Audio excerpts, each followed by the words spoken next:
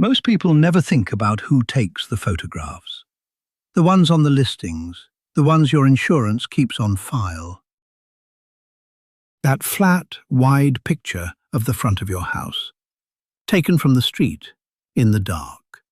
Someone was paid to stand there. Tonight's story is from a man who did that job for 8 months. He asked me to change his name, not the address. The work is real. You drive up, you photograph the house, you upload it. $10 a house. I worked nights for the quiet. A list arrives at 10, 20 houses. You never leave the car. The most boring job I ever had. And that is why I kept it. In the second month, I began noticing the porch lights. One was lit when I pulled up. As I raised my phone, it went dark. It happened again the next week. A different house. The light on, then off. The very moment I lifted the camera. By the third time, I had stopped telling myself it was a sensor, wired the wrong way around. The app has a field most people never look at. Requested by. Who ordered the photo? Usually a company. Nothing.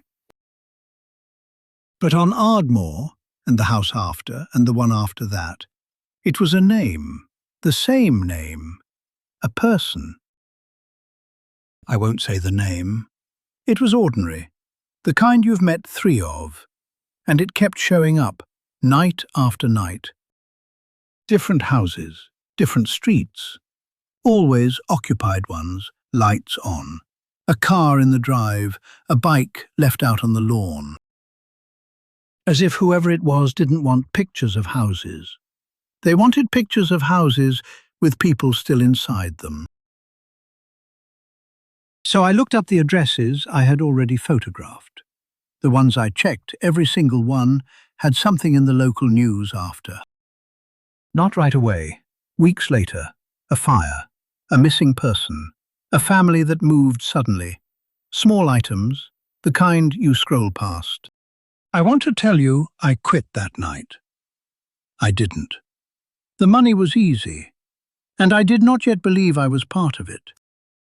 The last night, the list was short. 6 addresses. I didn't recognize the first 5 streets, and I had worked that whole county. The 6th address loaded at 3:14 in the morning. I read it twice.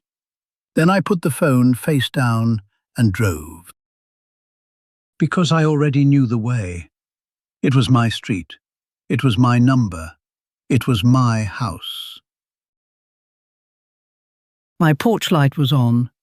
That was normal, I leave it on. But there was a car in my driveway. And that was not normal. Because I was in my car, and I live alone. And the car in the driveway was mine. The same dent in the same bumper. Parked exactly the way I park it. And I understood at my own curb that I was not the first one sent here tonight. I looked up at my bedroom window. The light was on, and someone was standing in it, looking down at me. They were holding a phone up, taking my photograph. And then, without a sound, the porch light went off.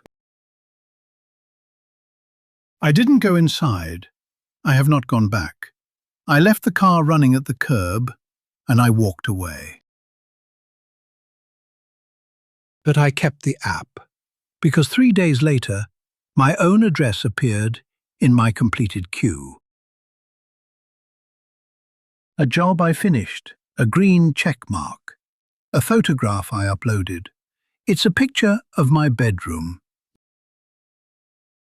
Taken from inside, while I was sleeping. I never took that photo, but the name on it is mine. He still gets the lists, he doesn't open them anymore, but the count climbs by 1 every single night.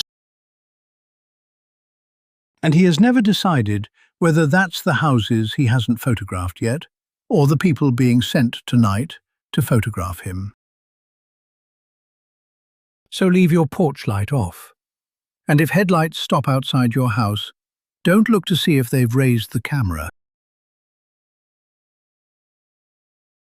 You already know they have. This has been the Hollow Hour.